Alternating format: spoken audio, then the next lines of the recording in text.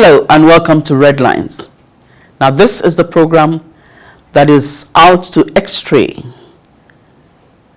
the psychological, the social consequences of our actions, the red lines between relationships and businesses.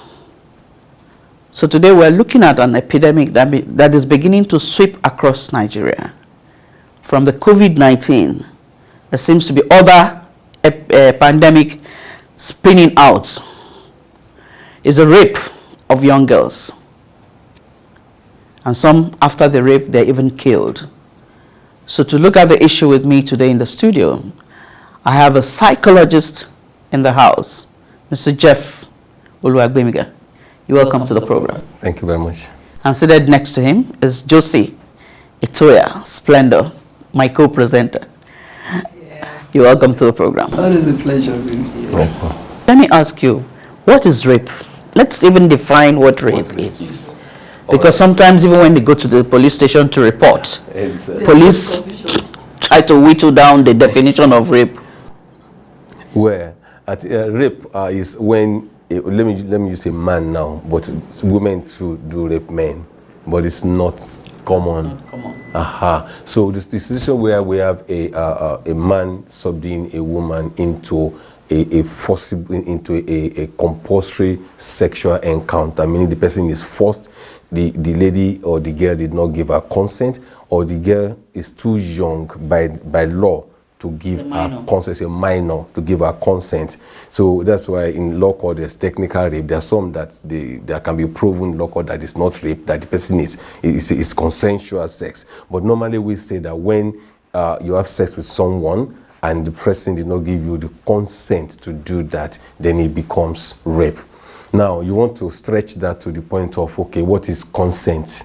Then what extent can somebody go before you can say the person has been raped or he has raped somebody? I remember some cases that we have read. Initially, they were saying when it is penetrative sex, then it is rape. But later, I hear a new dimension that even if you grab somebody or you rough handle somebody without the person's permission, it depends on the lawyer. He can be pushed to the point of saying, okay, I have been raped. But normally, what we say is, if there's no penetrative sex, there's rape. That's why there's confusion, especially when you go to the police. I say, he enter, there's so many funny things that happens when you even report these cases. So, but rape is when you have sex with somebody without the person's consent. And most of the time, it's from a man to a woman. But we have cases of women also raping men. Yes. Sir, can you tell us vividly why there is this surge in rape in recent times? I think the last 2 to 3 weeks has been a flagrant rape scenarios. Not just that, some go as far as killing. I mean, there's a story of a 25-year-old raping a 75-year-old woman. We're not talking of the 2-year-olds being raped, 6 months olds being raped. It's just like there's just been this free fall. What can you attribute as the reason behind this surge? Well, thank you very much. Rape has been there all the while. Social media has helped us to project it the more, because the one that we don't know before, because the social media is coming up.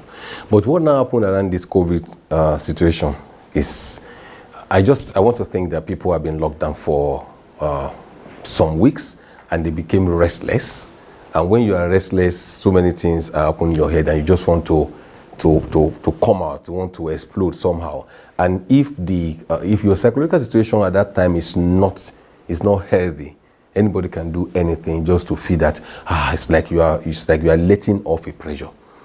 It's difficult for me to sit here and say this is why this happened. This is why this happened, because we have not spoken to the person.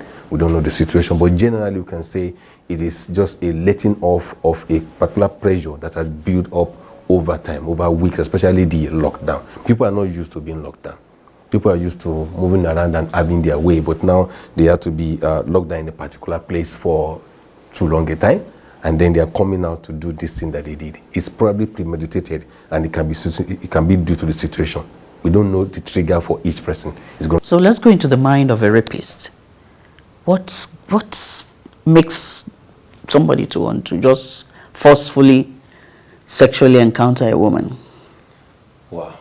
It varies from person to person. People have different stories. Stories are different and scenarios are different. Okay.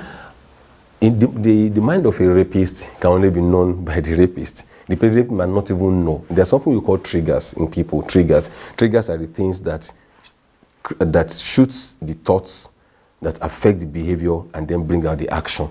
The action is the rape. What was the what triggered it from this person? There's something we call ACE, adverse childhood experiences. Those are traumatic things that people go through before they are 18, between 0 and 18 years, and those things sit in their subconscious. So when they keep growing, there might be things that will bring those bad events to fore, and then how they can react. They cannot react to the past, because the past is like buried somewhere. But they need an object to spew that into. They need an object that will be like their bouncing sound bound, what they call something that you can bounce your pain off and it comes back to you. But unfortunately, the pain does not go. Now, it might also be that this person has gone through a sexual assault in his life, especially. Most rapists have been sexually abused before. Sexual abuse could mean that I have a particular case that the mom left the father when he was young. And so during that time, his mom went to rent a room somewhere, and this boy would sit down there. I think he said he was 5 years old or something then, and he would see different men coming every day to have sex with the mother, and he sees them. He would sit there and witness all those things. So and he didn't see it as anything wrong. So he thinks that when you want to just grab any girl and just do it, he didn't know, because he sat there watching that thing. According to him, was like 4 or 5, and that thing went on for about 4 years, almost every day, different people. So in his psyche, he's been told that any man can just come in. Yeah. It's normal. That's how it is. So when you tell him, he look at you, what are you talking about? He won't be able to say, I see people come to see my mom every day doing it. But in his brain, that thing is there. You know, you don't forget anything. Everything that's happened to you, you have not forgotten. It's not there. From 4 years. It's in your brain. Somewhere inside. It's in your brain, but it's not properly filed. Like you file things in the office. Okay. You just be throwing, because there's something in our brain called reticular activation system. When there are too many information coming to our head. So that thing, we ensure that it's only the one you need that comes at that time. That is properly filed. The other one are just thrown. They are in the junk bin in our head. But they sit in the unconscious. But they can come out once in a while, cause one thing, and go back. So you will not know. So, for example, that one I give example. A decent guy, ordinarily. Everything about him looked decent. He looked decent, he dressed well. No, but when that thing comes from his subconscious, it pops into it comes from the unconscious, pops into the subconscious, and then you act that thing. You ask him, say, why did I do that? Yeah, because the reason I would actually even say is there have been reports from ladies on superstars who do that. Where? No, yes, I mean, there's also the university student, I mean, as young as that guy is, who is a serial rapist. I mean, that's how he relates to girls. And so they started coming. We've had names of prominent musicians. Yeah. Yes, that one. Worldwide, same thing. So are you saying that these are, in spite of the present success they have, okay, are you saying it's that same ACE that is coming? Not necessarily. ACE is not the only trigger. Okay. We have other things. Now, for people who are in position of power, and have been subdued in one area of their life, but they now have power. They can say, okay, if you are not coming, if you are not allowing me to access you, I'm not going to sign this contract. Yes, that happens a lot. Yes, they want to exercise power because they now have it. Okay. There was a particular rapist that was somewhere in the US. I read the story, and he said all this life he has been bashed, he has been bullied, he has been subdued. The only time people will say, I'm sorry, when that I'm sorry gives him power. So he goes ahead and rape. I'm sorry. Yes, it's gratification. Okay. Gratification of he's not feeling like he's a human being because all his life has been subdued, has been bullied all his life. The only time that it's like somebody it's like I'm showing power is that time. He doesn't even know. Okay, so it's really from person to persons. Some is the upbringing. They have been told that anything you want to get it. Okay. Anyhow, you get it. You know, in our system, Sigma 4 says we have the heed, the ego, and the superego. The heed says do anything you want. So if you have a person with heed personality, he's doing anything he wants. Those are people that later we start calling them narcissistic. People that have narcissistic tendencies. Okay. They just want to get it. They don't care. So that a nice person can rape and doesn't say anything wrong. You see, it's like it's his right. He's entitled. Entitled to it. After all, I'm the one paying your salary. Oh my God. After all, I'm a big boy, and you are nothing yet. So these are actually the red lines, because these are personality disorders. Yes, exactly. You're ingrained inside of you that you have the right to follow whatever feelings. Nothing is featuring it. Yes, it doesn't care. Those can also do verbal abuse. It does. Yeah, verbal abuse is even small, because to them it's like if it stops there. But verbal abuse is actually very deep. I'm only saying it's small because to them it's like, what did I do? I just told them something. I didn't do anything. Maybe that we'll talk about those. We'll talk Okay. about women and the violence across our home. Okay. Talking about the rape thing, because like she said, we want to understand the psychology of the rapist. Because there are still a lot of persons who may not really understand that they have those tendencies. Yeah. And you've talked about the AC, you've talked about it's just one of them. There are so many other things. You've talked about the heat. So what the other things? Is it that, like you said, some men do feel emasculated, like they need to exert that strength? But I know the case of a rapist a serial killer rapist who would always do that to girls of a certain age, certain color of hair. It can be their comfort zone. They might find it easy doing to those set of people. Okay. And their point of trauma might be related to schoolgirls. That's what I was trying to say. So each individual has a story that is different from the other person. Is that why somebody would like to rape a baby? No, now let's come about that of baby. You cannot say it is indecent dressing. You cannot say the baby went to a place where the baby should not go. So that one you need to find out what exactly is pushing this person to do that. I can't say that here until we see people and we start doing analysis of their past, their present, to be able to explain that. There are a lot of things. See, there's too many deep things about human behavior. Very, very deep. And so we hear someone, you wonder if this thing does not make sense. But then it's happening. Let's go on a short break. Red lines will continue. The lines are getting deeper here. Stay tuned. It's a taboo in Africa. It's a taboo to the human race. And of course, we talked about the health implications. Why the sudden increase in the rate of suicide in Nigeria? Welcome back. This is still the Red Lines, and the conversation is on rape. And we actually are inside the mind of a rapist with a psychologist in the house. So let's continue. Let's go there. There was a time even in South Africa, a group of 5 or 7 men raped a 3-month-old baby. In South Africa, at the point it was crazy. There was a common belief. Yes, I'm saying because HIV, yes, whatever that means. Even in India, recently in India, it was another menace. So India is notorious for gang rape. They take they are the champion. In the eye of a rapist, a victim is a victim. Like seriously? Like seriously. Now let's go back to the trigger that I tried to mention. I mentioned AC, I mentioned personality. I was not trying to explain the id, the ego, and the superego. Yeah. They are the 3 things in us that the id wants to get it done at all costs. Doesn't care what the consequences will be. That's the tame animal in you. Yes. The ego will try to ask you questions. Why do you think you should do that? The superego will just tell you that no, this is not right.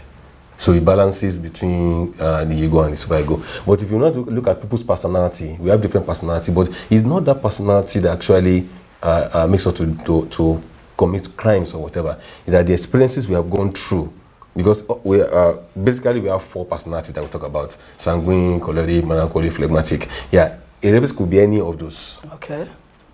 It depends on what this person has gone through: family upbringing, the environment, exposure, social media, and a whole lot of things that triggers. Those things triggers the thought processes and the belief system. Okay. So when the person believes that I can do anything I want to do, nobody's going to undo me. And he has been doing it and getting away with it. So you think he can get away with this one? That's the upbringing part of it. Yeah, the upbringing part of it. So when that forms part of his belief system, his thoughts and actions will follow that pattern. And we wonder, what are they saying this? I mean, before nobody has said anything. Why is it a crime here? He cannot understand. So it's not about who is the victim. It's first of all the mindset. He said he can do it. Either the person is old or young. I mean, look at the one that happened recently. Was there a number or something? 70-something-year-old woman. Yes. And you wonder. I mean, bright thinking man. So if you ask him, you say he doesn't even know why he's doing it. And he might not actually know because it's a trigger. Oh my God. There's a trigger. It's the trigger, when you get a bullet, it's not the bullet the bullet cannot kill until the trigger is pushed and the trigger kick the firing pin and the bullet comes out. So what are the triggers? What are the things pushing people what are to the do what they are doing? Now it varies from person to person. I just gave a general overview of upbringing, mindset, since you have learned and you have unlearned. But majorly when it comes to rape, trauma is one thing that sits in the mind of every rapist. They have gone through a particular kind of trauma and they have not been healed from that trauma. So that trauma pushes them to have been hurt. Let me hurt somebody else. Oh, okay. Hurting people, hurt people. Hurting people, hurt people. So until there's an intervention in between, if the person is able to get grief counseling or get correct counseling done, or there's an intervention. Time does not heal anything if there's no intervention. Oh my God, that was new. So what you are saying that most likely every rapist has been raped? Most likely they've gone through one trauma. It might not be rape exactly. It's a trauma that has shaken their psyche, and then they need a balance. And their balance can be as bad as I want to. So it's a mental problem. So it's like taking a vengeance. Does that it give might kind be. of It respite? depends. It varies from person to person. It might be. It might just be someone that have been bullied. It might not even be rape. So the only way he can express himself to bully somebody else is to hurt somebody. He can hurt that person through raping. And you get by dominating and you them. feel good. Yes, dominate. You want to get. All my life I've been subdued. Now I want to subdue somebody. That might not be. If he did it for the first time and he feel like, he feels good. Oh my God. It's a gratification. It's a gratification. Yeah, that at least once in my life, nobody's bullying on the one bullying person. It's an unconscious thing that's pushing you. So it varies until you sit one down and begin to probe. You will not be able to know exactly. So there are no red flags, there are no red lines that we can watch out for. There are red lines when somebody is going on a particular way and he thinks that is what he needs to do and he cannot explain to you why he wants to do it. If you see somebody just come in and just touching people's bums and I say, why are you doing that? I say, I don't know. What, you mean you don't know? I don't know. You don't know why you touch somebody just now. You touch, I touch, but I don't know. Okay, so that's not in the subconscious. So that's the red flag. Find out why. Find out. You might just say, slap the person, say you should go. You will do it again. Okay, but you have like you said, it could be suppression of growth over time. You've not been given so much power. You've been suppressed. You have not given a voice. You give an opportunity to talk. Don't you think yourself. Another of the red line could be people you see who seem to be so extremely reserved that they are shy or stuff? These guys could be potential rapists when they have the power. Because honestly, some persons are not just quiet. They just feel that all their life they've been told to shut up. Yes. From very stern parents, too discipline, too much of discipline, too much of suppression. Yes, it's religious extremism. Because if you look at the rapist, I think, or killer, when he was caught, he just started quoting Bible verses that his grandmother had programmed him. Mm-hmm. So he had religion. Rote learning. Yes, but he was not spiritual, and he even misapplied it. He might be quoting that as... He was quoting the violent take it by force. Look at that line. Look at that. There's a verse in the Bible like that. Yes. Look at that particular line now. So if rapist or a killer that is fixated on that verse, now we need to take... it becomes a tool for him. A tool for him because... He's empowered that there's a book that says the violent take it by force. That's the same case with a man who is married and is dating another lady, and when the pastor met him, said, the Bible said, I can do all things. Now, there are two cases now. let me pick this one. Now, he said, violent take it by force. How did that particular verse got seated in him? What happened? Yes. Who did something and used that verse as a justification? Oh my God. If a person of authority used that verse then, way back, as a means of getting away with anything, and that person was not caught, so he said it's like saying this is a key. That person was not caught. So let's look at the characteristics of a rapist. What are the red lines to watch for? Okay.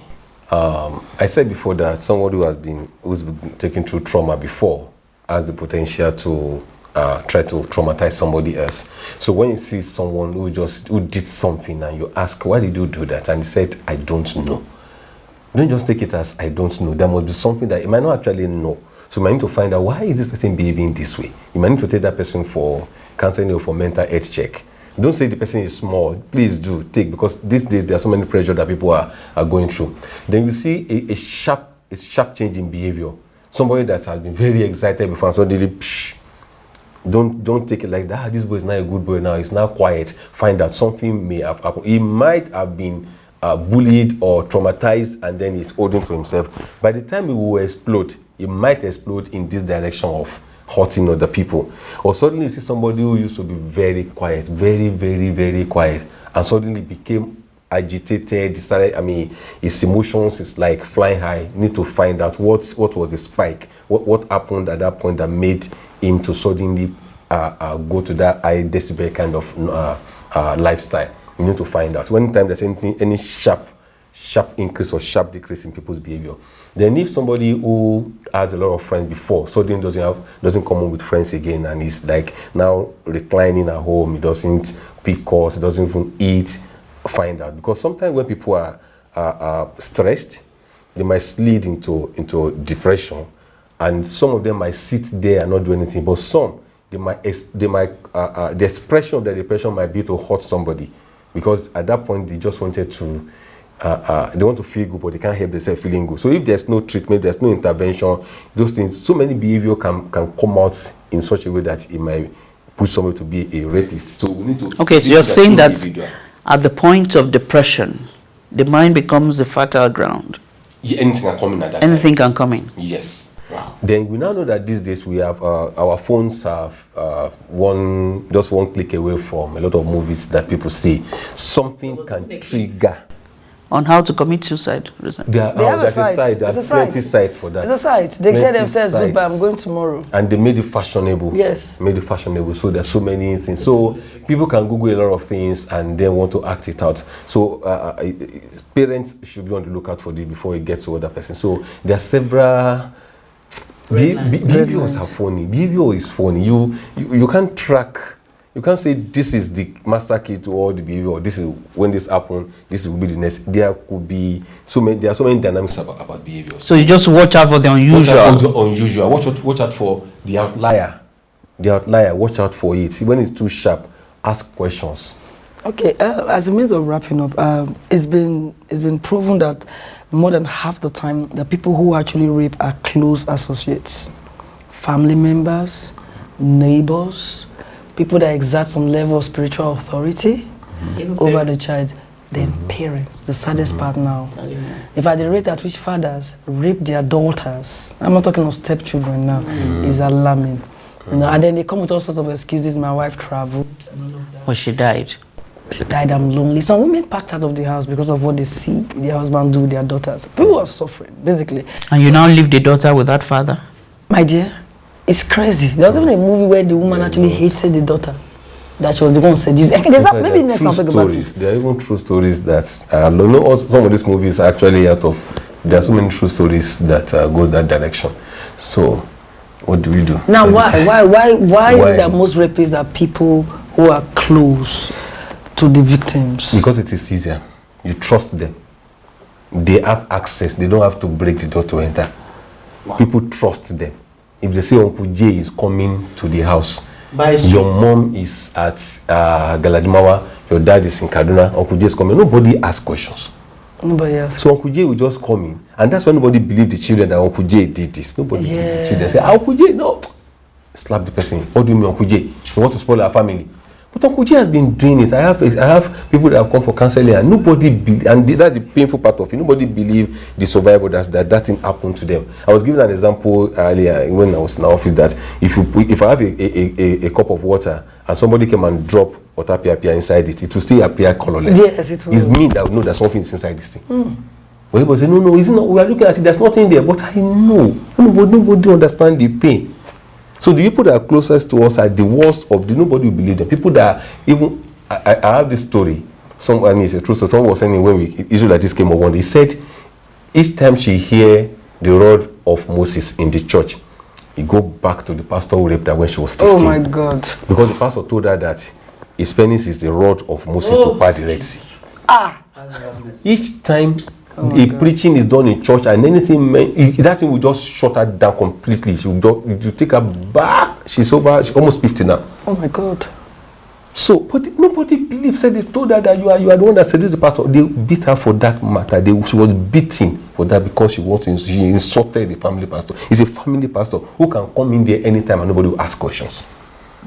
So it is the undue advantage of access, undue advantage of trust that people like that take, and then they rape people in the house and nobody will believe them. And they are the worst culprits. He's the worst because nobody will suspect. They will even come back. They can even sleep in the house. Nobody asks them questions.